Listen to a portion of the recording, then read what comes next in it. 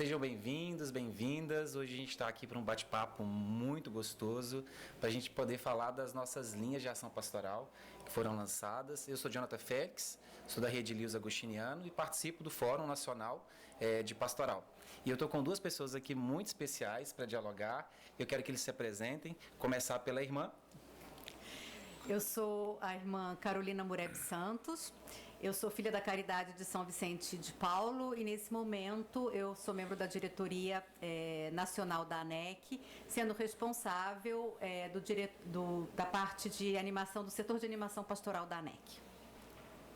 Bom, eu sou Joaquim Alberto Andrade Silva, educador, pastoralista, trabalho na gestão de pastoralidade do Grupo BEC, da União Brasileira de Educação Católica, também componho o Fórum de Educação Pastoral e também do Espaço Universitário.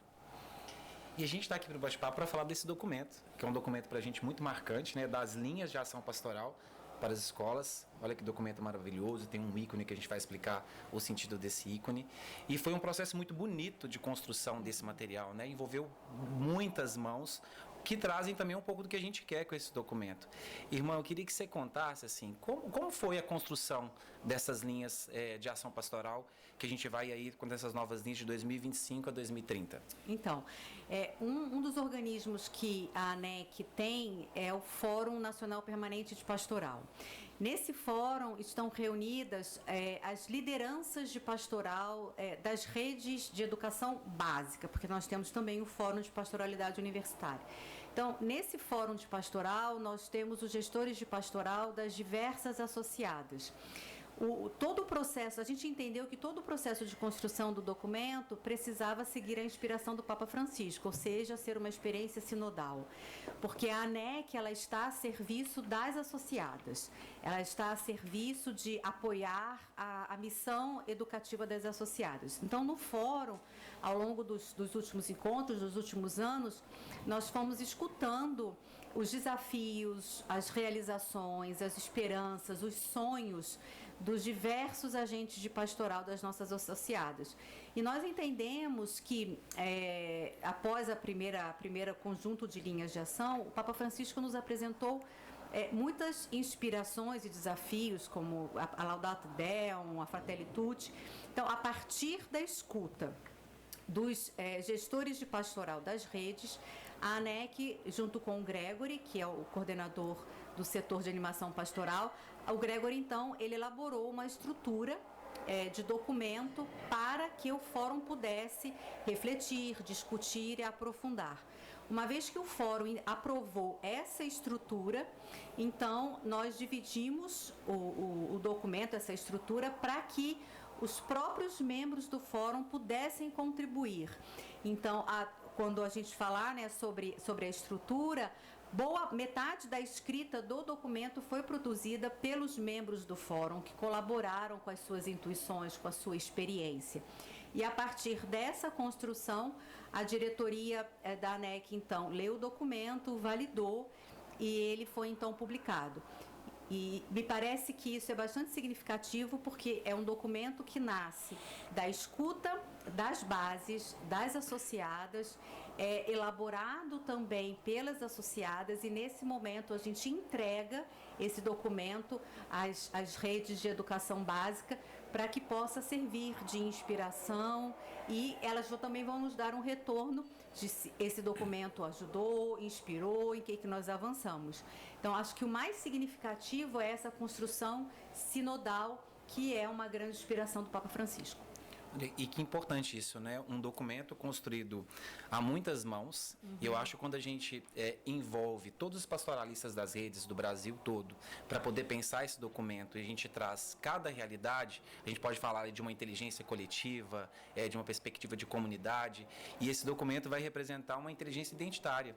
É muito mais fácil esse documento chegar em todas as unidades, ele não é um documento que vai assustar as pessoas que estão nas unidades, pelo contrário, as pessoas vão se reconhecer nesse material, porque cada pastoralista ali trouxe essa realidade de um processo muito bonito.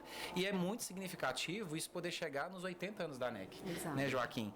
E como que esse documento ele está estruturado? Você teve a oportunidade de participar da construção das outras linhas, né, de pastoral, como que ele está estruturado e qual a diferença que você percebe do documento anterior para esse documento, teve avanços, o que demarca, qual é a principal marca que você identifica nessas novas linhas? Bacana, Jonathan. Eu acho que a fala da irmã traz a temporalidade do Papa Francisco, né? Do pontificado dele. As outras linhas de ação foram lançadas no Congresso da ANEC em Cuiabá, né? Há 6 anos atrás, né? Então, 6, 7 anos atrás, mas num processo totalmente diferente, né? Eu acho que tem o seu mérito, acho que ajudou muito na organização pastoral daquela época, porque tinha uma outra conjuntura de igreja, uma outra conjuntura de educação católica, né? Outros apelos. Mas eu acho que agora, fruto do que a gente conseguiu aprender com o pontificado de Francisco, eu acho que essa marca da sinodalidade, porque tem muitas marcas no pontificado dele, mas eu acho que essa estratégia de caminhar junto, de construção coletiva, que é uma marca muito forte do pontificado dele e é uma marca da igreja, uma marca da organicidade da igreja, da pastoral da igreja. Então, como é que a gente pode construir um documento pastoral para a educação católica, levando em consideração esse pressuposto, essa premissa? Eu acho que a ANEC foi muito feliz, e a ANEC à frente desse fórum, porque é um fórum novo também, né? Se a gente pensar, talvez é fruto, inclusive, dessas linhas anteriores, a articulação. Então, a contribuição da ANEC para a igreja, como igreja, de articular as principais redes de educação católica, que é aberto para todas, mas nem todas conseguem participar. Mas eu acho que as principais redes, ou um número significativo de redes, na área de pastoral, assim como a gente tem de diretores, assim como a gente tem de reitores, assim como de mantenedoras, a gente conseguir pensar essas inteligências, reunir essas inteligências para construir um documento, para atualizar um documento e para colocar uma proposição, e aí nesse sentido coloca a pastoral escolar, ou o que a gente também chama no documento de pastoralidade, num outro lugar. Né? Num outro lugar, numa outra relevância para a instituição. Então a gente, é um salto, a minha percepção ao ver aqui esse fruto que a gente construiu juntos e juntas, é um salto muito significativo que vai ajudar a educação católica, ajudar as instituições católicas a se posicionarem num outro lugar, de uma outra forma, a forma como a gente vai chegar nos espaços, né? Porque pensando os pastoralistas que estão nas escolas, que estão nas redes, que estão nas mantenedoras, aqui tem, talvez novamente as grandes redes tenham diretrizes, tenham direcionamentos, tenham seus planejamentos, mas existe um número significativo de instituições que não tem uma mantenedora estruturada, que não tem um planejamento estratégico, que não tem uma diretriz de pastoral. Então, esse documento também é mais um serviço, ou talvez o principal serviço da ANEC, que é colaborar com a missão dessas instituições. Então, acho que esse documento chega num tempo, para muitas redes, pelo menos a gente tem visto isso como uma luz, um farol de esperança muito significativo. E aí você perguntava sobre a estrutura, né, do documento. Eu acho que também caracteriza o salto dele, né, porque eu acho que ele traz aqui na sua composição, e aí vocês vão ter, convido muito que vocês conheçam o documento, aprofundem o documento, utilizem, estudem nas suas equipes, porque a gente conseguiu também trazer um fundamento eclesiológico, teológico, pastoral, e da realidade onde as escolas estão inseridas, que é um documento para as escolas, também muito significativo, para posicionar a pastoral como um organismo dentro da educação católica que também se empodera, que também trata dessas realidades, né? Que isso não é um conhecimento, e utilizando novamente a palavra inteligência, ou somente do episcopado, somente do clero, mas também dos leigos e leigas da vida religiosa consagrada, de todas as pessoas que atuam na pastoral. Então, de fundamento, né? Então, aqui diz qual que é o fundamento, por onde transversaliza quando a gente fala de pastoral, de identidade católica, o que nos inspira, o que a gente, novamente trazendo o Francisco, o que primeira a nossa conversa quando a gente vai falar, antes de falar da nossa ação, o que fundamenta ela, quais são os pilares. E aí depois o documento vai falar das linhas de maneira concreta, né? E aí um outro aspecto que eu trago é como as redes hoje, que a gente tem contato, que estão no próprio fórum, almejam conhecer essas linhas para implementá-las. Eu acho que esse é o poder também da reprodução, né? De dizer que nas grandes e nas pequenas redes, ou em todas as redes, a nossa expectativa talvez seja que esse documento possa ser implementado em grande, média, em pequena proporção, mas que essas linhas aconteçam, né? Acho que é importante falar delas, colocá-las em pauta para que elas aconteçam na realidade da educação católica. Isso é muito importante porque é um momento que a gente busca fortalecer a educação católica, a gente se fortalecer enquanto instituições, das pequenas, das grandes, das médias. Esse documento ele ajuda nesse novo cenário que a gente vive, principalmente um cenário que vem pedindo posicionamento estratégico, quais são os nossos diferenciais, qual que é a nossa identidade. Esse documento, como é já a própria função da pastoral de estar atenta aos sinais do tempo, esse documento representa muito isso, assim. Sim. Um sinal profético de quais são os caminhos, quais são as linhas que nós podemos organizar juntos para que a educação católica continue sendo relevante, né, e profética no Brasil e no mundo. E aí a gente pode falar então talvez dos horizontes, do primeiro horizonte, que é esse horizonte da identidade sólida.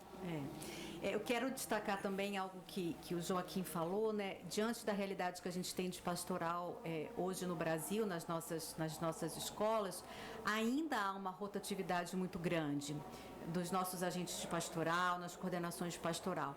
Então, o documento, ele me parece um documento muito completo até para ajudar na formação dos agentes de pastoral. Porque, como o Joaquim falou, a primeira parte é de fundamentos. Então, isso vai ajudar na compreensão do que é o serviço de pastoral numa escola católica, que é diferente de uma ação pastoral numa paróquia. A gente precisa sempre, eu acho, que marcar isso. Nós fazemos um serviço de pastoral, é uma missão evangelizadora, mas com singularidades. Então, essa parte número 1, ela é muito importante para ajudar nesse processo formativo daquilo que é próprio nosso da missão evangelizadora na escola. E esse horizonte 1, né, que vai nos falar, vai tentar nos ajudar a compreender o que é que nós estamos falando quando falamos de identidade. Porque a gente corre o risco muito grande hoje de entender que a identidade da escola católica é recuar ao passado, porque estamos num mundo em crise, com uma crise antropológica, com uma crise climática, com uma crise econômica, social, e em momentos de crise nós buscamos seguranças.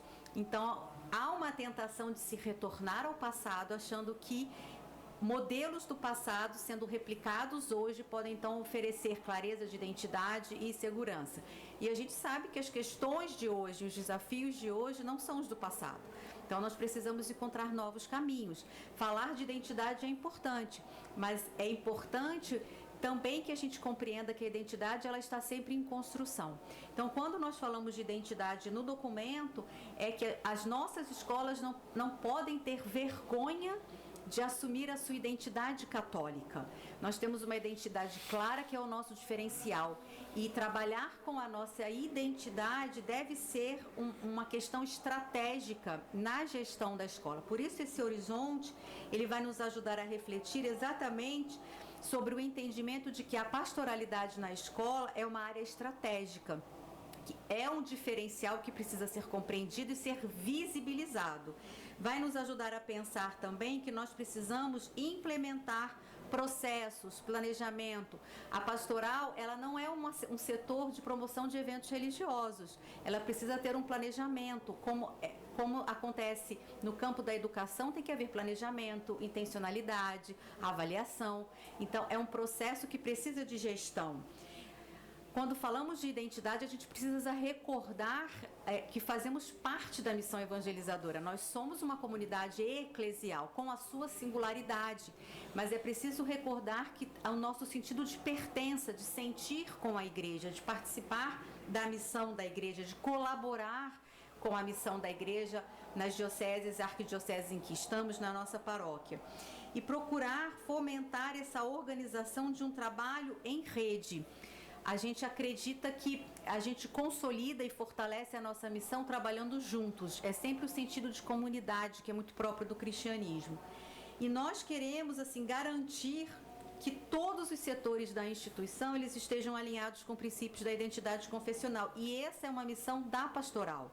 A pastoral tem a missão de desencadear processos que formem todos os setores da instituição para que todos tenham clareza da identidade e da missão daquela instituição.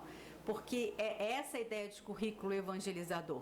Sair, né, de uma escola com pastoral para uma escola em pastoral significa que toda a comunidade educativa se sente responsável pela missão daquela instituição. Então a gente pode falar de currículo evangelizador. E o Horizonte, ele vai apresentar impulsos. Para cada impulso nós temos as coragens, porque é preciso ter coragem para implementar algumas mudanças, algumas rupturas necessárias, alguns avanços, e também caminhos que podem ser bastante inspiradores para as nossas instituições. E é muito importante a gente pensar essas coragens, né? Como dizia Guimarães, né? A gente precisa coragem, a vida exige da gente bastante coragem. E esse documento, ele traz muitas coragens, ousadias para todos nós. Quando nós partimos no primeiro horizonte de uma identidade sólida, e essa compreensão de uma identidade que não é fixa, mas é uma identidade que ela vai se transformando a partir de cada contexto, que ela traz as características que são próprias e que ilumina esse caminho. A gente pode pensar no desafio que o Joaquim também estava trazendo dos profissionais de pastoral. Esse profissional, ele precisa fazer muitos exercícios de transposição. Exato. É transposição para as infâncias, é transposição para os anos iniciais, para os finais, para o médio, é transposição junto com a área de gente e gestão, é transposição com a parte de negócios, de estratégia. E um dos horizontes, que é o horizonte, para a gente, o horizonte assim, chave principal, e a irmã já colocava aqui agora do currículo evangelizador, o currículo, ele é identidade. É a partir do currículo da escola que a gente vai reconhecer que escola é esse. A gente poderia falar do segundo horizonte, sim, que é esse horizonte de integração pedagógico-pastoral. E eu acho que é significativo você trazer essa questão da complexidade, né, do perfil desse sujeito, e talvez aqui é o horizonte que no documento ele tem menos impulsos, mas talvez na minha avaliação, por mais que seja contraditório dizer isso, né, porque a gente está falando da educação católica, o que a gente faz é educação, o que a gente faz é atuação pedagógica, talvez o grande desafio é integrar pedagógica e pastoral. Temos muitos desafios, né? Mas aqui a gente tem um horizonte que nos provoca como essa integração necessita acontecer. E aqui talvez é o exercício de dizer aquilo que já está posto, mas é dizer porque deixar explícito aquilo que já deveria ser um fundamento, né? Porque a educação católica, ela é educação evangelizadora, né? Então, como é que eu penso um currículo que não seja evangelizador, né? Se eu estou pensando um currículo que não é evangelizador, talvez eu deixei de ser em algum momento uma educação católica. Se a minha educação ela existe para evangelizar, e aqui novamente o documento posiciona isso, né? Assim como a gente tem inúmeros documentos do magistério, que é um outro elemento interessante dessas linhas de ação, que ela é fundamentada no magistério da igreja, e ao final a gente tem um conjunto de posicionamentos do magistério acerca da educação católica, da educação. Então eu acho que quando a gente fala dos horizontes, do horizonte de integração pedagógica pastoral, a gente reforça algo que já é posto. Mas para dizer, perpassa a atuação, e aí quem está dizendo isso? Acho que é importante dizer isso, que não são os pastoralistas. Quem está dizendo isso é a igreja, fundamentado na igreja, a ANEC e as associadas da ANEC também são a ANEC, e a ANEC é a igreja, então quem está dizendo isso aqui é a igreja. Então se a gente se coloca como igreja, então isso aqui não é negociável. Não é negociável que a gente escolha um material didático que não esteja alinhado com os nossos valores e princípios, só porque ele é um diferencial no mercado e ele vai me posicionar e eu vou ter um marketing melhor, um EBITDA melhor, vou alcançar minhas metas. A custo de quê? Né? Então, acho que isso talvez é um custo hoje, um benefício financeiro significativo, mas o custo é muito alto que a gente vai precisar pagar para isso. Então, acho que tem um exercício, e aí, novamente, reposicionar a pastoralidade, a pastoral, dentro da escola, dentro das redes, para dizer, eu não posso, eu tenho dito isso nos espaços onde eu tenho tido, no meu espaço de trabalho, quer dizer, eu não posso, orientar os diretores de escola, você não pode chamar um coordenador de segmento, um coordenador pedagógico, um gerente pedagógico, para decidir alguma coisa, para pensar alguma ação pedagógica, sem que o teu coordenador de pastoral esteja junto.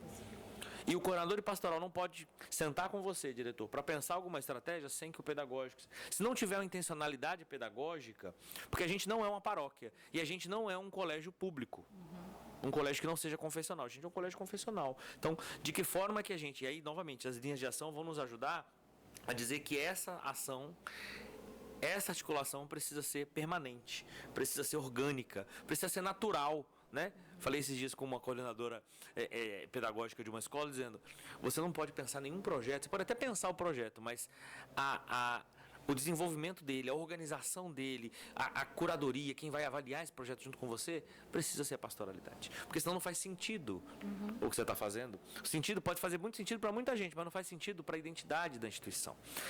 E aí a gente está sendo contraditório, né? Eu trago o Freire no sentido que a gente fala uma coisa e faz outra. Né? Então acho que talvez a que tem menos impulsos, mas talvez a que seja na natureza, na matriz daquilo que a gente faz, na matiz daquilo que a gente faz, aquilo que seja mais necessário da gente cuidar. Porque a nossa educação se manifesta de muitas formas, mas majoritariamente ainda em sala de aula. Quem cuida da sala de aula são os professores, na sua grande maioria. É o professor que está com o estudante. A nossa missão acontece de muita forma, mas majoritariamente, em termos de tempo, é com o menino e com a menina em sala de aula. Quem está com o menino e menina em sala de aula são os docentes. Não é a pastoral. Claro, a gente pode cuidar da ambiência, pode cuidar de muitas coisas, mas é a pastoral. Quem orienta os professores são os coordenadores. Quem orienta os orientadores são os coordenadores pedagógicos, são os coordenadores de segmento. Então, se a gente não consegue integrar, a gente pode estar achando que a gente está fazendo uma evangelização por eventos, como a Carolina falava, com outras ações, com boas celebrações, que isso é muito importante que aconteça. Mas, majoritariamente, o tempo com material didático, com a formação, e aí a diretriz vai falar disso, a necessidade de envolver os educadores nas atividades pastorais como interlocutores. Qual que é a formação, e a gente vai falar disso daqui a pouco, né? No sentido de qual a formação que a gente tem dado, com que envolvimento que a gente tem dado para esses educadores, para eles conhecerem da nossa identidade. Então, provocar o pedagógico a essa integralização, e como o Jonathan bem disse, nessa ideia da transposição, provocar o pastoralista também se transpor para esse espaço pedagógico é um desafio. Mas eu acho que as linhas de ação nos posiciona com a necessidade de o fazer. Perfeito, Joaquim. Por mais que sejam dois impulsos, é um impulso que vai exigir esse exercício de integração, de conexão, de buscar e reforçar as interdependências, né? Um salto imenso. E de pensar que nós não conseguimos fazer isso sozinhos. Nós precisamos, de fato, que todos esses sujeitos estejam em torno de um projeto. Né, de um projeto de transformação. E aí a gente tem a segunda linha, que é segundo o terceiro horizonte, que é a evangelização transformadora, onde o nosso interesse é aquele estudante que está ali com o seu projeto de vida, que nós temos muita responsabilidade, e esse projeto de vida para a gente tem uma intencionalidade também de um projeto de sociedade. Então, irmã Carolina, como que esse horizonte se organiza? Quais são as intencionalidades do Horizonte 3, Evangelização Transformadora? Sempre que eu falo da missão evangelizadora, da nossa missão enquanto parte da igreja, eu acho que a gente não pode perder de vista o que significa evangelizar. As pessoas confundem muito evangelizar com catequizar. Não é disso que se trata, é uma outra coisa.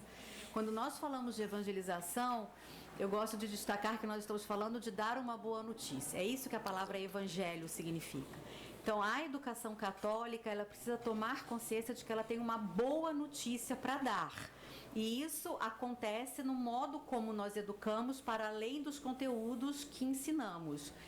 A grande proposta aqui é marcar essa missão que nós temos de dar uma boa notícia capaz de oferecer horizontes de sentido para os nossos estudantes e, portanto, para uma nova sociedade. Então, o que a gente pretende é que esses impulsos que a gente apresenta aqui, eles possam nos ajudar a qualificar essa missão evangelizadora, a ajudar os nossos estudantes a ampliar horizontes de sentido. Portanto, aqui a gente vai falar da necessidade de novas linguagens e metodologias para que o trabalho pastoral possa criar essa conexão com todos os interlocutores, porque nós precisamos sempre nos lembrar que toda escola é uma comunidade educativa, que todas as pessoas que estão ali na escola, elas são educadoras. Alguns são professores, mas todos são educadores. Então, é missão da pastoral alcançar todos os interlocutores desse processo, para que eles se sintam partes e responsáveis por essa missão. Aqui a gente vai falar também da missão que a pastoral tem de ajudar aqueles que efetivamente vivem a sua fé católica a crescer nessa fé, a educar a sua fé, a nutrir a sua fé. Nós vamos falar da importância de ajudar os nossos estudantes a construírem projetos de vida com a singularidade própria da fé que nos motiva. Não é possível que o projeto de vida de um estudante de uma escola católica seja o mesmo projeto de vida de um estudante que não é de uma escola católica. Ele tem que ser um projeto de vida amplo, que inclua a sua contribuição social, que inclua o seu desejo de contribuir para que a nossa sociedade seja diferente da que está aí. Não pode ser um projeto de vida autorreferencial. Então, o quanto a gente tem se preocupado com isso? E esse projeto de vida precisa também, acho que, meio que mostrar para os nossos estudantes que as opções de estado de vida não são uma coisa extraordinária, mas que faz parte da ordinariedade da existência humana você decidir por construir uma família, entregar a sua vida como sacerdote ou na vida religiosa. Essas coisas não são extraordinárias, mas fazem parte da ordinariedade da existência. Mostrar para eles que são opções legítimas, quaisquer uma delas, ou também não se casar, fazer uma outra opção. E, por fim, a necessidade de uma evangelização das famílias, porque as famílias também compõem, a Igreja reconhece as famílias como as primeiras responsáveis no processo educativo. Elas são parceiras, elas não podem, por mais dificuldades que a gente tem e por mais desafios, elas têm que ser incluídas no processo educativo e evangelizador. Então, a gente também precisa ser capaz de anunciar para elas uma boa notícia, que é o Evangelho. E falando desse cenário da nossa escola, que é um cenário de encontro de muitas diversidades, de muita potência, né? Singularidades de cada um desses educandos no projeto de vida deles, dos perfis que nós temos das famílias. E a escola, ela vai refletir aquilo que está na sociedade, né? Então, nós temos também muitos desafios, como preconceitos, racismo e tantas outras questões que são projetos de morte, né? E o Papa Francisco já nos provocava muito isso, e eu acho que o documento ele dá esse salto atendendo a Cristo Vivit, né? Uma pastoral que não fique defasada, uma pastoral que não fique fechada em si mesma, uma pastoral que de fato cuide da realidade dos jovens e ajude os jovens a rezar o cotidiano, a rezar a vida e a enfrentar. A gente vai falar dos desafios também que estão tanto nesse cotidiano da escola, mas também para além dos muros da escola, né? Nós estamos e nos comprometemos com o território da escola que nós trabalhamos. E aí a gente tem um horizonte aqui que é cuidar da humanização solidária, Joaquim. O documento fala de coragem, né?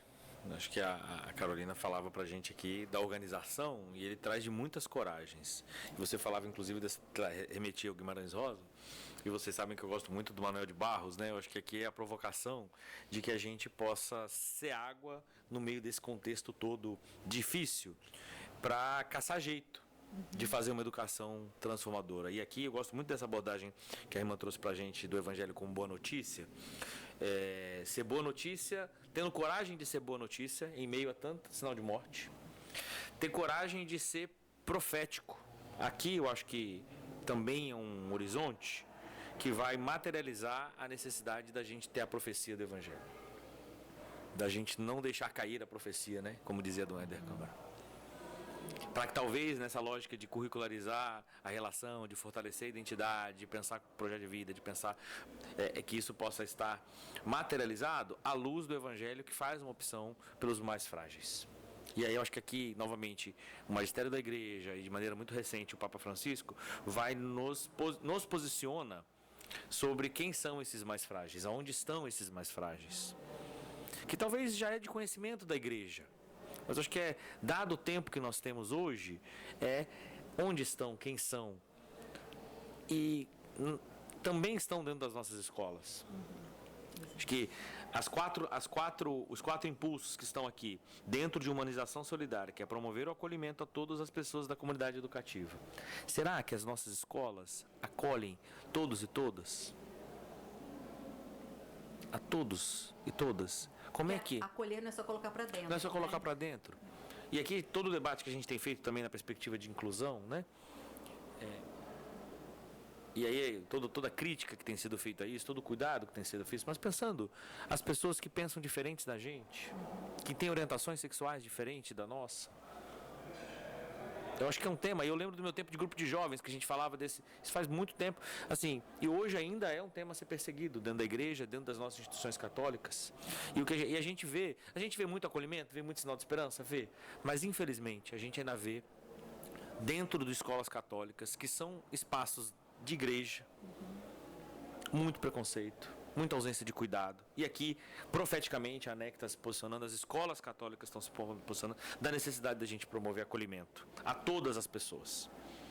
Que a gente possa estabelecer processos e atividades sistemáticas de cuidado socioemocional. Porque é isso, cuidar de projeto de vida, da forma, projeto de vida para quê? Falar de empreendedorismo para quê? Tem um monte de material didático aí, sistema de ensino, que está falando de empreendedorismo para quê? Para empreender, para virar o quê? Uber. Empreendedorismo a partir do quê? A partir de qual epistemologia? A partir de qual, sabe? Então, acho que que decisão estratégica que as redes têm tomado para, profeticamente, pensar a questão socioemocional a partir dessa perspectiva de um outro humanismo, de um humanismo que seja solidário, né? A Congregação da Educação falava isso há uns tempos atrás. Então, acho que reposiciona a gente de outra forma. Formar a dimensão sócio-transformadora da fé. Pensar que muitas vezes a gente tem muito isso ainda no contexto, é uma fé infantilizada, é uma fé que não se encarna na realidade, é uma fé que não promove essa transformação social, né? Então acho que uma fé tem que proporcionar mudança. A experiência com Jesus, se ela é verdadeira, se ela brota do coração, ela tem que transformar, e tem que transformar para mudar o que está posto na sociedade. Se aquilo que a gente tem feito de projeto de vida, de socioemocional nas nossas escolas, não tem proporcionado esses meninos e meninas, esses educadores, a se sensibilizarem pela dor do outro, alguma coisa está errada. Pela dor, pela felicidade do outro, né? Educar corações, mãos e mentes. Aqui tem muito forte isso no Papa Francisco, né? Que passa pela mente, pelo coração e pelas mãos, para o cuidado com a casa comum.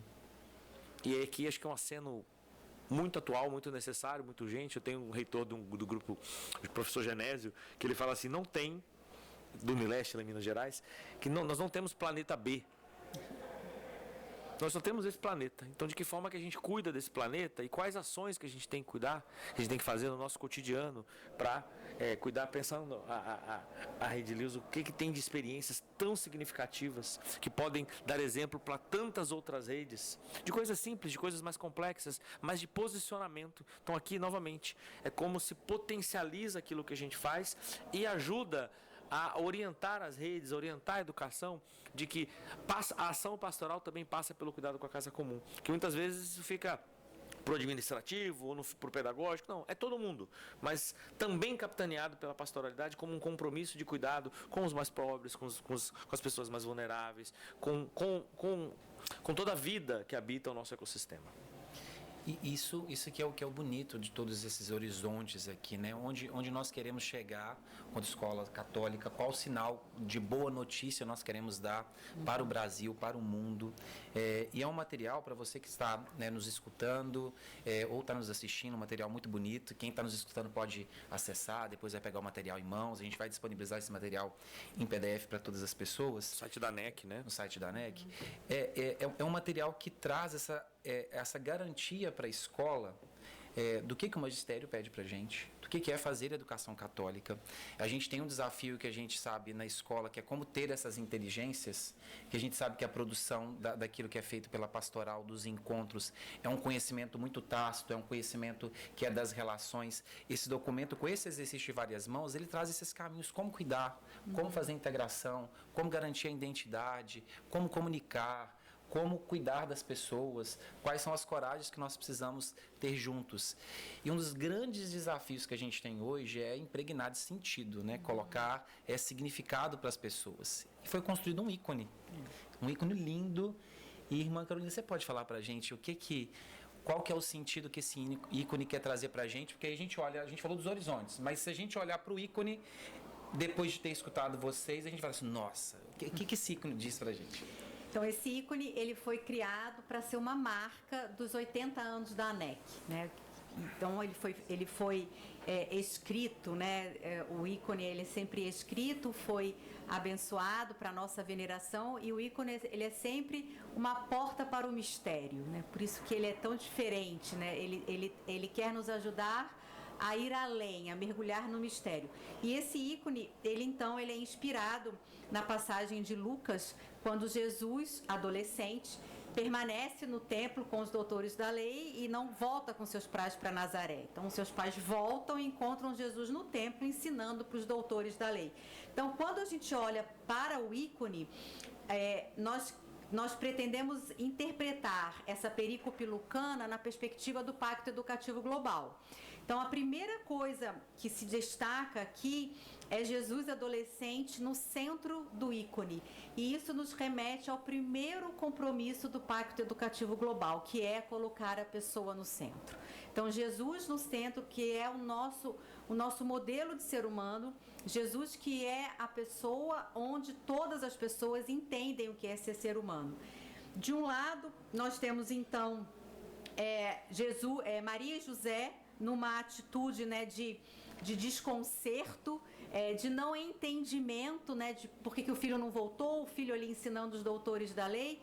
Então, também nos remete a um outro compromisso do Pacto Educativo Global, que é aproximar as famílias, recuperar a aliança, o pacto entre família, educação e sociedade em prol da educação das novas gerações. Então, a escola deve se aproximar e escutar as famílias.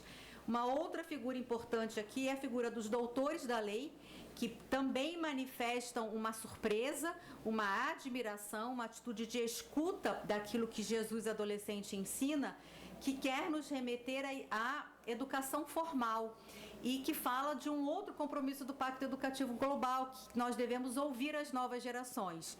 Então, a educação, as nossas instituições de educação precisam escutar as crianças, os adolescentes e os jovens.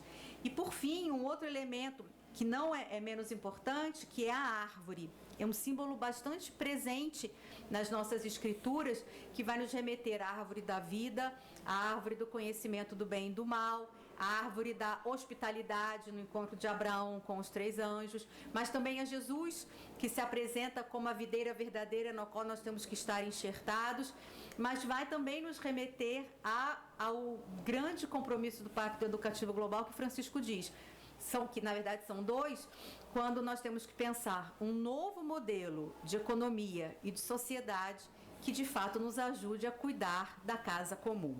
Então, eu acho que o ícone ele é muito rico, porque ele está sendo interpretado na perspectiva do Pacto Educativo Global, que não pode ser esquecido, que não está concluído. Muito pelo contrário, o pacto está em processo e nós precisamos nos apropriar dele.